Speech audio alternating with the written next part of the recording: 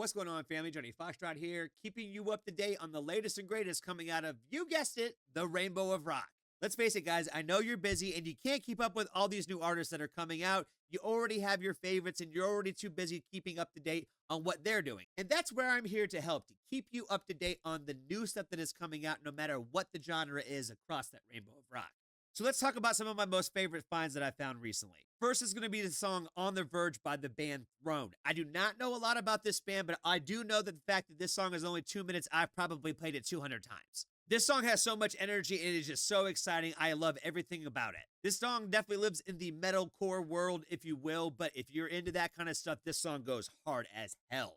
The drum groove in this is really simple, but it just is so good. If you need something to get you fired up today, this is the one. Since we're already in the core world, Memphis Mayfire came out with the new song Necessary Evil, and it reminded me a lot of what I like from Memphis Mayfire. It reminded me of like the older stuff mixed in with the new metal sound. I think it was really well done. It's definitely a great one from Memphis Mayfire. On the softer core of life, I came across this song Relic by the band Awaken I Am. I'm not familiar with this band, but I will say that this song from the very beginning, the lyrics drew me in right away, and I never lost track of that. The lead singer's voice carries through really, really well in the chorus, and it's very energetic, and it's really well done. I hear this one really being sung in the same way that I would hear it live, and I liked this one a lot. And finishing up in the core world, Jutes dropped a new song with Safe Word. And if you're not familiar with Jutes, I would definitely go check out Sleepyhead before you check this song out.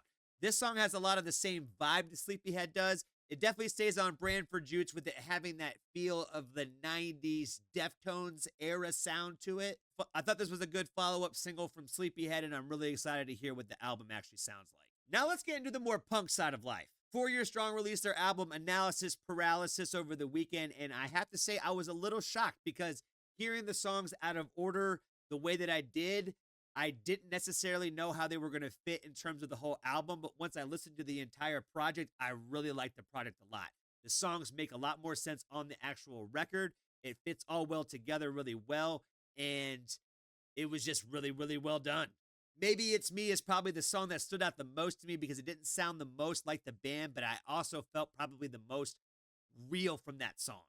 My man Petty Hendrix dropped a song and a video for Red Corvette, and I have to say, from the time that I've listened to it, it has been stuck in my head since I've heard it. I find myself singing it all the time. My cats are probably sick of hearing it. If you haven't heard this one yet, it is a must, and I promise it is going to get stuck in your head. Every new song that I hear from Petty is getting better than the last one, and I'm really excited to hear where he's going to go in the future.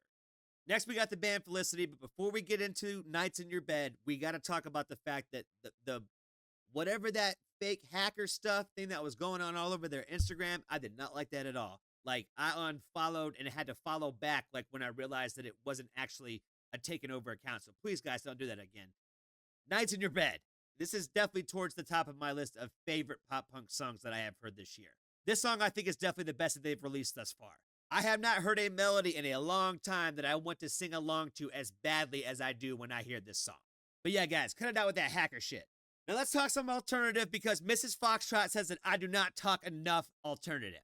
Sorry Ghost released a song, Small Time Fish in a Big Time Pond, and I have to say that this is a fantastic one. If you need a happy and uplifting song, I would definitely recommend this one for you today. Arrested Youth released Little Cup in promotion for an album that's coming out 9/6.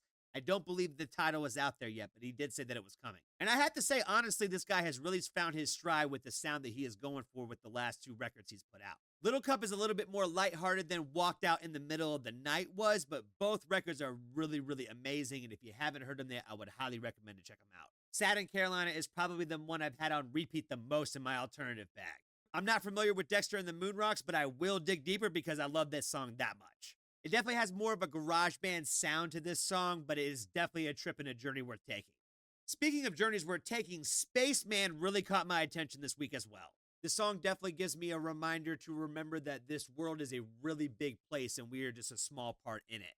And this song really is a ride throughout the entire process. They really capture perfectly that feeling of loneliness in a really big world. If you need a new song that has got that Johnny Cash, Gary Clark Jr. kind of sound feel to it, then I got the one for you. I came across Kill the Medicine Man, and it's going to give you all the vibes that you're looking for if that's your bag. I came across this song For My Love, and it's got a little bit of a hip hop sound in the beginning, but it goes into like a rock thing, and it is just done really well. It's got a good vibe to it, and it's definitely going to make you feel good. If you're looking for a new love song that has like the rock flair on it, then World on Fire is the one you're looking for. I find it difficult to find a good rock love song that is not corny. This one's catchy as hell, and he's got a really good raspy singing voice. And last but surely not least is Signs of Life. And if you made it this far in the video, I have saved my favorite song of the week for this one. This song just has something about it. The way that they just do that scream in the background that you can just barely hear. Oh my God, this one is the one for me.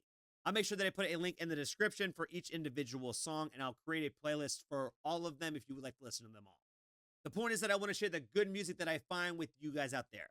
I'm going to start dropping this every week so that way I keep you guys up to date weekly. Let me know which song or artist was your favorite so I can keep you up to date on those specific artists.